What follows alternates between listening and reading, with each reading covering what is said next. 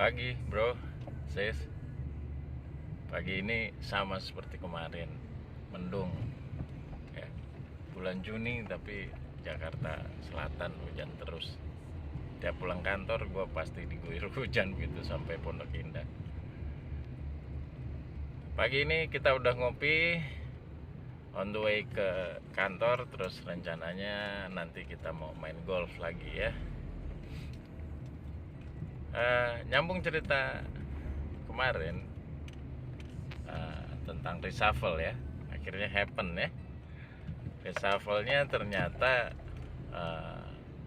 2 menteri dan 3 wakil menteri. Ada yang menarik di sini. Apa itu? Dari 5 orang formatur baru ini, ternyata 5 itu dari partai politik. Hanya Pak Hadi Cahyanto yang bukan dari parpol.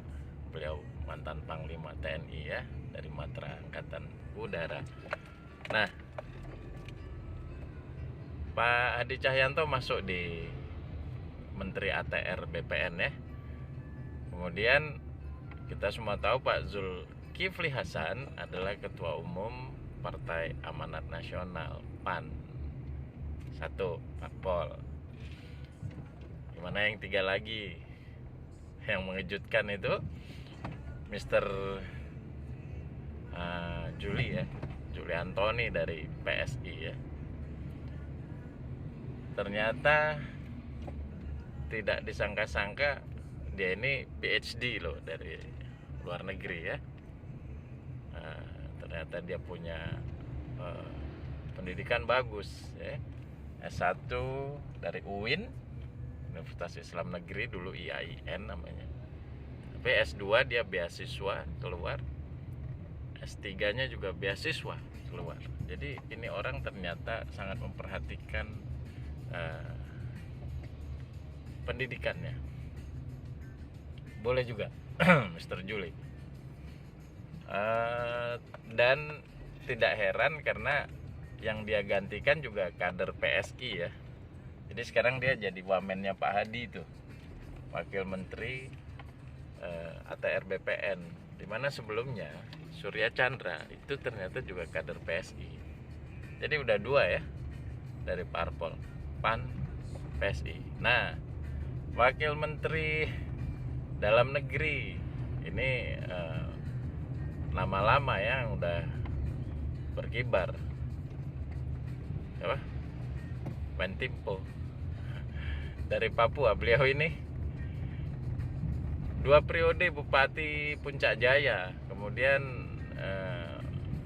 setelah tidak menjabat bupati, dia coba peruntungan di pemilihan gubernur Papua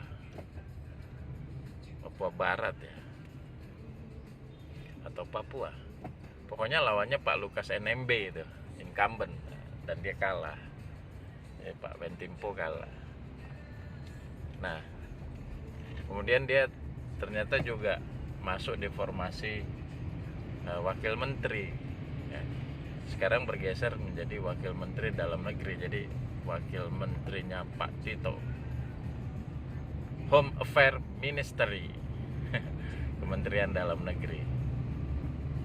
Dan dia adalah kader PDIP. Jadi selama ini beliau itu maju di pilkada itu memang dari PDIP. Jadi udah 3 nih dari parpol. Yang tidak kalah mengejutkan lagi ternyata ya, 1 pos wakil menteri lagi itu kadernya Pak Yusril Iza Mahendra, sekjennya Partai Bulan Bintang PBB. Namanya nggak terlalu terkenal ya, karena jarang diliput media. Aku aja sampai pagi ini walaupun sudah baca tadi malam, tapi lupa tuh namanya siapa. Ada Frudinnya gitu ya. Beliau juga ditunjuk sebagai wakil menteri. Nah, kementeriannya aja gue juga lupa nih. menteri apa tuh dia, wakil menteri apa, nanti gue inget-inget deh. Jadi sudah, kalau media bilang sudah 7 parpol bergabung, ternyata 8 dengan PBB juga masuk ya. Jadi ini menyisakan Demokrat dan PKS sebagai partai oposisi ataupun partai non gerbong pemerintah nih. Nggak ada wakilnya di kementerian, bapak-bapak dari Demokrat maupun PKS ya. Luar biasa. Jadi benar-benar ini kementerian ini sekarang ini diisi oleh wakil-wakil dari partai politik. Bayangkan ada 4 ketua umum partai politik yang duduk sebagai menteri sekarang. Mulai dari Pak Prabowo Subianto, ketua umum Gerindra, kemudian Pak Airlangga Hartarto, ketua umum Golkar, Pak Suarso Mono Arfa, ketua umum P3, dan yang terakhir masuk ini Pak Zulkifli Hasan, ketua umum PAN. Luar biasa ya. Ketua umum partai politik ada 4 dari 7 partai politik yang ada wakilnya di Senayan. Hanya 3 lagi yang tidak, karena PDIP ketua umumnya Ibu Mega, nggak mungkin beliau jadi menteri kan. Beliau udah kepala BPIP, ketua BRIN, dan mantan wakil presiden dan presiden gitu. Nggak mungkin beliau turun jadi menteri, dan dia ketua umum PDIP ya. Kemudian partai pendukung lainnya PKB juga Caimin, ketua umumnya bukan menteri, tapi beliau adalah wakil ketua di DPR atau MPR gitu ya, posisinya cukup penting juga. Kemudian Partai Nasdem, ketuanya Pak Surya Paloh ya. Ini beliau kan tokoh bangsa ya, yang positioningnya tuh memang bukan kelasnya jadi menteri ya. Beliau ini harusnya minimal wakil presiden tuh, Pak Surya Paloh. Di Nasdem hanya mewakilkan beberapa menteri saja dari kader Nasdem. Pertama Pak Johnny G. Plate, Menko Info, Ibu Siti Nurbaya Bakar, Menteri KLHK, Lingkungan Hidup dan Kehutanan, kemudian Pak Syahrul Yassin Limpo yang kemarin mengisi pos Menteri Pertanian yang santer katanya mau di reshuffle, ternyata tidak jadi. Mungkin orang membacanya dapat pembelaan dari Pak Surya Paloh ketika jam 10 pagi 2 hari yang lalu dipanggil ke istana, dan tadi malam Pak Surya Paloh tuh pidato agak nadanya agak tinggi ya. Jangan ada lagi reshuffle, karena kalau masih ada katanya, rusak ini semua katanya. Dia bilang tambah rusak semua. Tambah rusak berarti sekarang sudah rusak ya Pak Surya Paloh ya. Ngomongnya tambah rusak semua. Aduh, berarti sekarang sudah rusak. Dan beliau juga ada poin-poin yang di highlight ya sama gue ya. Terus dia ngomong apa lagi kemarin? Dia bilang Nasdem ini sekarang sebatang kara, tidak ada yang mau koalisi katanya. Padahal Pak Prabowo baru datang, Pak SBY baru datang ya. Dia bilang kan, ya datang kan bukan berarti dekat. Nih, catatan banget nih, footnote banget nih. Berarti kemarin tuh beliau dewa-dewa itu datang ke Nasdem Tower di Godang dia itu, Cikini, nggak ngajak koalisi ya, ngobrolin apa ya?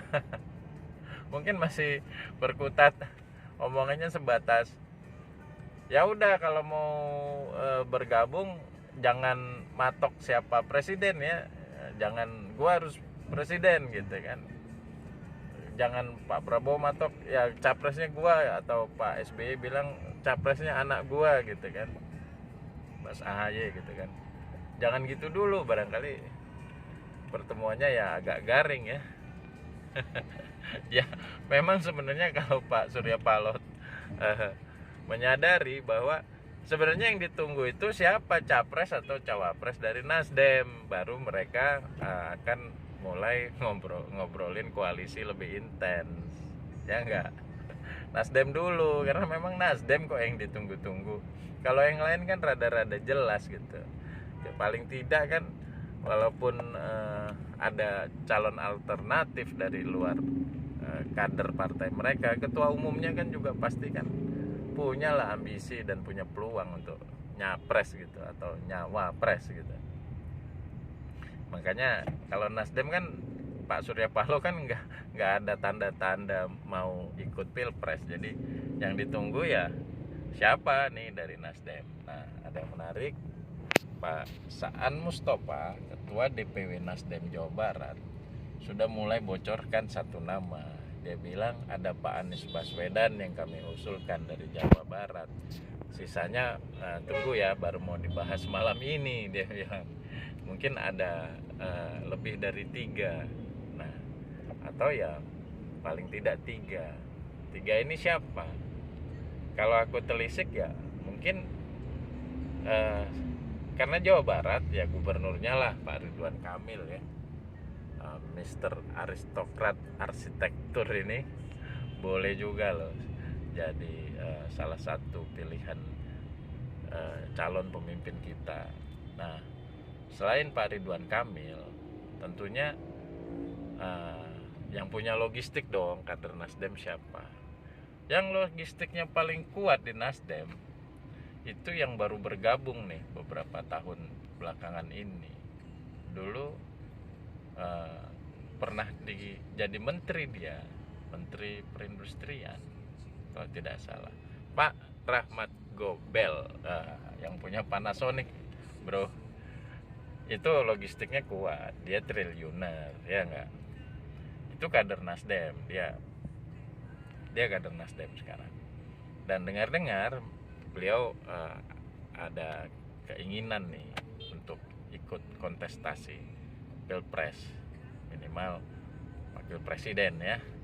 Jadi seru juga ini dari Nasdem nih, ada tambahan calon wakil presiden yang kantongnya tebal. Selain itu nama yang disebut-sebut dari Nasdem, kalau dari Indonesia bagian timur itu tentunya Pak Syahrul Yassin Limpo lagi-lagi. Kemudian dari militernya ada Pak Panglima TNI Andika Perkasa. Sorry ya Pak Panglima, ini namanya disebut-sebut, tapi karena memang nama Bapak agak santer, dimana masyarakat Indonesia sebagian ya masih menginginkan pemimpin itu dari matra militer ya, dari TNI terutama ya. Kepolisian juga boleh, kejaksaan juga boleh, tapi kelihatannya kalau dilihat sejarah itu dari TNI, terutama Angkatan Darat. Jadi nama Pak Panglima disebut-sebut nih sebagai salah satu kandidat calon yang ikut kontestasi di Pilpres. Mengapa? Karena panglima-panglima sebelumnya ya juga terlihat ambisinya gitu, seperti Pak Muldoko, Pak Gatot Nurmantio gitu ya. Ambisinya kelihatan, walaupun mereka bilang ya masih agak malu-malu malu-malu, nggak kucing juga ya. Kelihatan kok panglima-panglima 2 terakhir ini ingin gitu ikut kontestasi. Terlihat dari rekam jejaknya, Pak Muldoko sempat bermain di Partai Demokrat. Kemudian Pak Gatot Nurmantio sebagai salah satu pendiri ormas kami ya, yang bisa saja suatu hari itu berubah menjadi partai politik atau tidak, whatever. Nah, kemudian itu dari Nasdem kelihatannya punya banyak magazine yang isinya peluru-peluru tajam juga ya. Bahkan nama Pak Ganjar Pranowo juga masih disebut, Ibu Khofifah juga masih disebut. Nah, itu kira-kira. Kemudian ya, kembali ke reshuffle tadi, kita sebenarnya antara terkejut dan tidak. Pasar sebenarnya menginginkan menteri yang masuk ini adalah menteri-menteri yang memang benar-benar akan membuat perubahan di perekonomian. Tapi begitu ditanya wartawan seperti Pak Hadi Cahyanto itu mengatakan bahwasannya dia ditugaskan di Kementerian ATR BPN ini untuk beresin legalitas tanah di calon ibu kota negara baru di Penajam Pasir Utara. Sementara ada suara dari kalangan istana, mungkin dari Pak Presiden sendiri, bahwa tugas yang utama adalah untuk memberantas mafia tanah. Pak Sofyan Jalil, sang mantan, juga ngomong begitu. Dia bilang mafia tanah akan berpikir 7 kali untuk tetap bermain ketika Panglima TNI mantan Pak Hadi Cahyanto menjadi menteri. Nah, apalagi Pak Hadi Cahyanto ini ternyata oleh koleganya di angkatan beliau di Akmil 86 Angkatan Udara itu dijuluki otak setan. Kenapa begitu? Karena otaknya encer gitu, bukan maksudnya setan dalam konotasi jelek, tapi biasa kan setan itu juga terkenal dengan otaknya pintar dan cepat gitu. Karena Pak Hadi ini kata teman-temannya, kalau dikasih pelajaran gitu, dia cepet banget nyerapnya gitu. Yang lain belum nangkep, dia udah paham itu apa. Jadi tidak heran juga ya beliau akhirnya dipilih sebagai Panglima TNI dan sekarang sebagai Menteri ATR BPN. Itu Pak Hadi. Nah, kemudian Pak Zulkifli Hasan, Pak Zulhas keluar ditanya wartawan, gimana Pak menghadapi harga minyak goreng yang tinggi ini gitu, dan harga barang-barang yang lain juga ini melonjak tinggi. Pak Zulhas dia komen begini, dia bilang minyak goreng itu nanti akan dipakai kemasan yang murah. Jadi jurusnya itu gitu loh, supaya minyak goreng itu, yang perintah Pak Jokowi katanya harga minyak goreng 14.000 per liter itu harus sampai ke masyarakat. Terus bagaimana dia untuk memastikan hal itu happen? Dia bilang pakai kemasan yang murah. Setahu gue kemasan minyak goreng itu memang sudah murah gitu. Yang curah pakai plastik biasa diikat karet. Sedangkan yang bermerek itu juga sudah murah. Kenapa? Sekarang ini cetakan gitu ya, plastik murah ya, bahannya juga plastik, tinggal masalah ketebalan. Kemudian dikasih merek ya, warna-warni, dikasih brand begitu, itu juga murah karena dia nyetaknya kan banyak. Itu satu lembarnya itu cuman ratusan rupiah, 1.000 perak juga nggak nyampe. Jadi udah murah gitu. Mau pakai yang murah apa lagi? Pakai daun kan nggak mungkin ya. Nah, kita nggak dengar tuh jurus yang lain. Sementara sekarang nih harga barang-barang semakin melonjak. Wacana kenaikan listrik saja ya. Hari ini harga cabai sama bawang itu udah luar biasa mahal. Cabai itu sekilo udah 110.000. Bawang merah juga 60.000. Dan harga-harga barang di mart-mart itu juga sudah pada naik gitu ya. Pak Jokowi juga udah kasih warning bahwasanya IMF bilang akan ada 60 negara yang gagal dan 40 sudah pasti. Indonesia masuk list itu sepertinya. Ya, kita lihat ya. Seperti apa ini beberapa waktu ke depan ini. Apakah memang harga barang-barang akan tidak terkendali?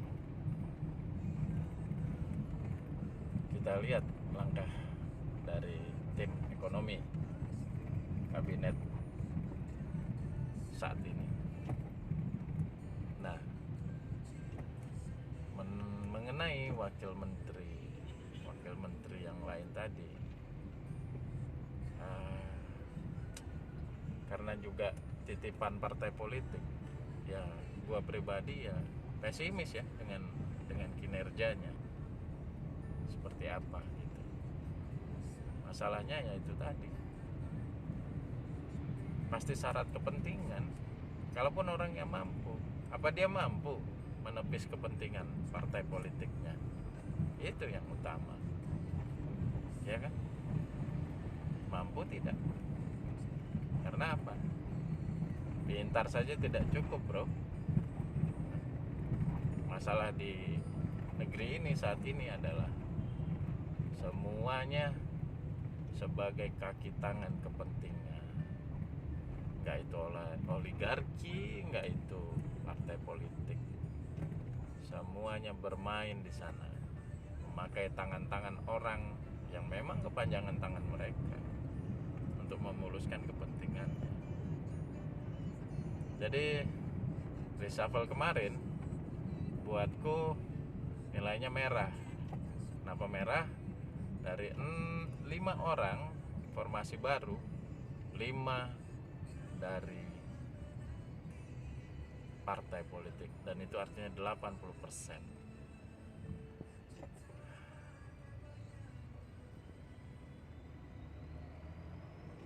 Merah, rapot merah. Jadi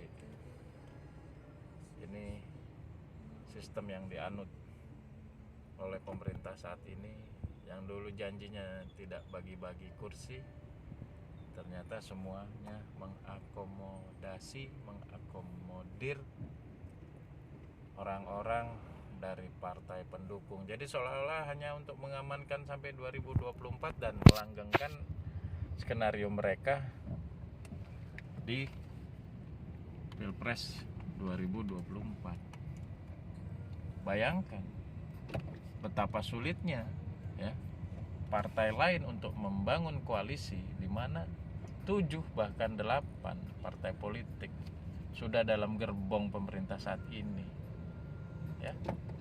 Kita juga mensinyalir begitu ada pertemuan Pak Surya Paloh terutama dengan Pak SBY juga Pak Prabowo, ya, tiba-tiba reshuffle langsung dimainkan dan 2 pos Nasdem agak terancam, yaitu posnya Pak Sahrul dan Ibu Siti Nurbaya. Langsung sounding akan termasuk yang kena reshuffle. Akhirnya harus Pak Surya Paloh membela mati-matian, ya, keras. Kenapa? Nah, ya kita tahu jangan sampai Nasdem ini berkoalisi dengan Demokrat, karena kalau itu terjadi, itu koalisi yang kuat punya. Kenapa? Kita tahu Pak Anies Baswedan promotornya Pak JK. Kemudian ada tokoh lain juga, Pak SBY, ya. Pak SBY tentunya dengan Demokratnya juga sebagai promotornya Mas AHY. Sudah 2 tokoh kelas utama itu, apalagi ditambah dengan Pak Surya Paloh. Nah, ditambah lagi mungkin dengan PKS, ya ini udah 4 kekuatan besar di negeri ini ya. Nasdem, Pak JK, Pak SBY, PKS. Wah, kalau sampai berkoalisi, maka sudah dapat dipastikan ini 3 pasang calon